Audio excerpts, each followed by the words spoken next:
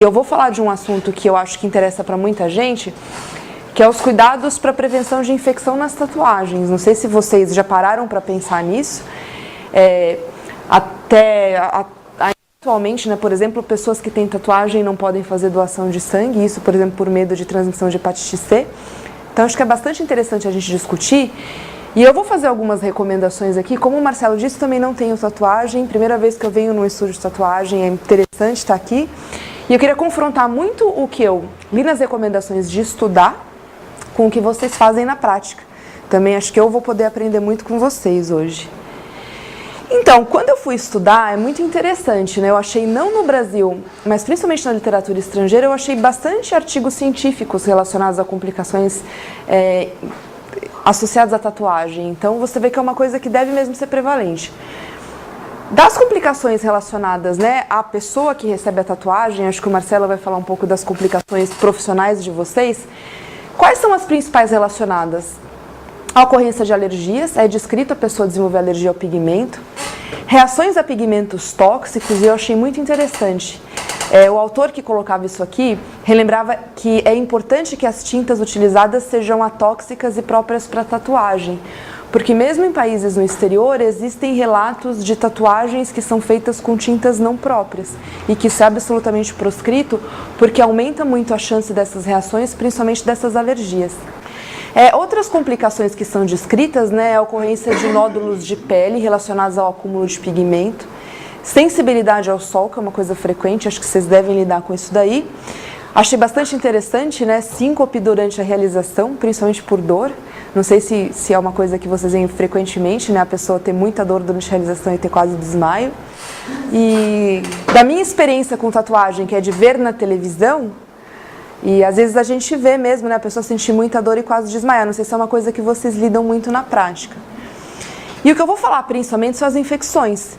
Lembrando, gente, que quando a gente fala de infecção, a gente pode falar de qualquer micro-organismo que causa infecção. A infecção pode ser por um vírus, por uma bactéria, por um fungo, por uma micobactéria, que é um tipo específico de micro-organismo.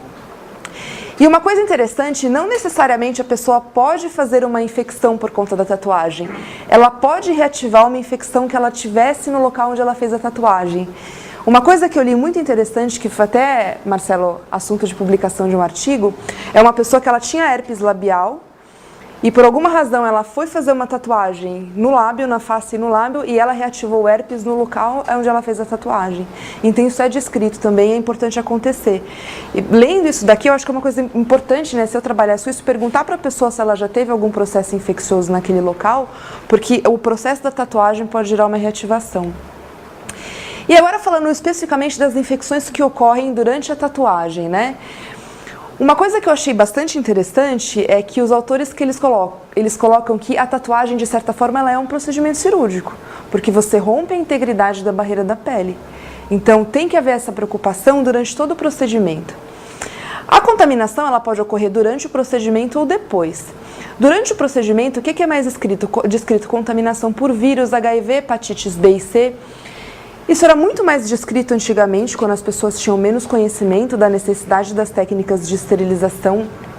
Hoje isso é praticamente inexistente, porém contaminação por bactéria e fungo é mais frequente, porque ela pode ocorrer não só durante o procedimento, mas também se o paciente ou cliente, né, não sei como é que vocês costumam falar, se a pessoa que recebe a tatuagem não toma os cuidados adequados depois com aquela pele. Uma coisa fundamental, né? Tenho certeza, a gente está num estúdio aqui de enorme porte, né? Vocês são todos profissionais consagrados. Acho que é óbvio falar, né, que é fundamental utilizar agulhas e lâminas descartáveis.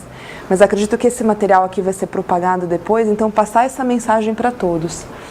Outra coisa muito importante, o recipiente das tintas, e acho que é uma preocupação que vocês têm também, ele deve ser sempre descartável. E aquela tinta que é utilizada para uma determinada pessoa, ela obviamente nunca deve ser reaproveitada, porque a agulha entra em contato com o sangue, entra em contato com a tinta, entra em contato com o sangue de novo. Então é fundamental, tanto que esse recipiente seja descartável, quanto que a tinta não seja utilizada. E uma curiosidade que eu tive vendo aqui, esses recipientes que vocês usam para colocar as tintas, eles vêm estéreis ou não? Eles vêm esterilizados de fábrica de alguma forma ou não? Existe essa opção, tá. A maioria vem dentro de um saquinho com várias. E não existe essa preocupação. Alguns eles até são, porém, o armazenamento pós... Porque, teoricamente, eu sou infectologista, né? Trabalho com controle de infecção hospitalar. Se eu tivesse aqui consultando, por exemplo, uma clínica de estética, alguém que faz esse tipo de procedimento que rompe a barreira da pele, é uma recomendação que eu daria, entendeu? Que, idealmente, esses recipientes sejam estéreis. Lembrando, porque, como eu disse para vocês, a principal tipo de contaminação que a gente tem hoje em dia é bactéria e fungo. E bactéria está no ar, está no ambiente, está na superfície, né? Então, seria uma coisa interessante. Outra coisa, né? Os instrumentos que entram em contato com o sangue e não são descartáveis devem ser esterilizados. E aí eu queria ter essa experiência de vocês também, do material que vocês usam para fazer a tatuagem em si, o que é descartável e o que não é. A agulha eu entendo que seja descartável ou não, mas o restante não, a máquina que vocês usam, obviamente não. E isso passa por algum processamento depois que vocês terminam de fazer o procedimento? Vocês limpam com alguma coisa especial? É autoclavado. A gente usa também um plástico para cobrir ela. Sei. Você cobre a máquina com plástico. O bico, Tá. Se for de aço, vai dar autoclave. Tá. A agulha é descartável. Agulha é descartável.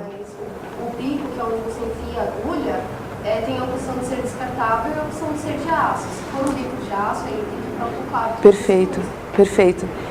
Não, é interessante saber isso, porque é a regra correta mesmo, mas eu estava estudando, por não ter experiência, falei, deixa eu aproveitar e aprender com o pessoal como é que funciona isso daqui. E agora uma coisa que eu achei muito interessante, eu queria saber com vocês se existe na prática também. Todos esses artigos que eu falei, dessas recomendações, principalmente estrangeiras, eles colocam como, idealmente, seria recomendada a utilização de luvas e gases e compressas estéreis. Vocês fazem isso? É uma coisa que acontece na prática ou não? Por exemplo, a luva que vocês usam para fazer esse procedimento é uma luva estéril ou é uma luva que vem na caixinha? Tá. De piercing a estéreo. Tá? De piercing a estéreo. Essa é uma outra cultura que, lembrando, eu não estou trazendo aqui nenhuma verdade para vocês, estou aqui para aprender, para a gente discutir. Na minha opinião, isso é uma cultura que eu acho que a gente deveria pensar também se vale a pena, porque aquilo que eu falei para você, a tatuagem é um procedimento cirúrgico. Na hora que você está tatuando o paciente, você está rompendo a barreira de pele, né? Da mesma forma, de acompanhar, mais uma vez na televisão, a gente vê, né, que vocês tatuam e limpam, tatuam e para tirar o sangramento. Seria interessante também que esses materiais fossem estéreis, esses materiais que ficam constantemente entrando em contato com aquela pele ferida, entendeu? Para evitar a contaminação bacteriana. Aí eu trouxe aqui alguns casos, né? Eu acredito que seja normal, depois que a pessoa faz a tatuagem, ter algum tipo de inflamação nos primeiros dias. Mas lembrar, né, que existem casos que... Quando você tem aqui, a gente nos tem em termo médico, chama isso aqui de hiperemia, né? Quando você tem uma vermelhidão muito grande ao redor do ferimento ou a presença de bolhas, não necessariamente isso é só uma inflamação, né? Muito provavelmente vai estar associado a um processo infeccioso e é interessante, se alguém notificar isso para vocês, orientar a procurar um atendimento médico. E para prevenir tudo isso, o que a gente pode fazer, né? Uma coisa muito importante, orientar o cliente. Por exemplo, uma recomendação, verificar se tem vacina antitetânica em dia. Mas por que isso? Do ponto de vista médico-científico faz todo sentido, porque rompeu a barreira de pele. A pessoa vai sair daqui por alguma lesão na pele que por alguns dias vai estar exposta. E se ela não necessariamente ela vai pegar tétano aqui no estúdio com vocês, obviamente não. Vocês esterilizam o material. Mas se ela entrar em contato com algum material contaminado, cai no chão e se suja de terra, algum material que possa estar contaminado, aquela ferida pode ser porta de entrada. Diga. Acontece da gente cair na rua e ralar o joelho no chão. E tá cheio de bactérias. Sim. Nunca ninguém morreu. Muitas pessoas já morreram. Você está falando isso porque, graças a Deus, a gente vive num país que a cobertura de vacina antitetânica ainda é boa. Mas eu fiz residência e trabalho no Hospital das Clínicas e lá a gente tem a UTI das moléstias infecciosas, que é conhecida como UTI do tétano. E nós lá somos referência por estado de São Paulo. E eu posso te dizer que semanalmente a gente recebe pacientes com tétano. A gente não vê porque as pessoas ainda são muito vacinadas. Mas esse raladinho mínimo no joelho, de cair no chão e ralar o joelho, numa pessoa que não foi vacinada, pode sim causar tétano e é uma doença grave. E eu acho que essas orientações fazem parte. Como eu disse, aqui eu estou cercada de excelentes profissionais. Eu acho que muito provavelmente, a maioria ou todos vocês nunca lidaram com um caso de infecção. Mas a gente está tendo a chance aqui de passar uma mensagem que vai ser propagada. Então eu acho fundamental colocar tudo isso. Com essa questão da vacina, eu volto a dizer, graças a Deus que a gente vive num país que tem cobertura vacinal boa. Mas o risco, por exemplo, de tétano, ele existe sim.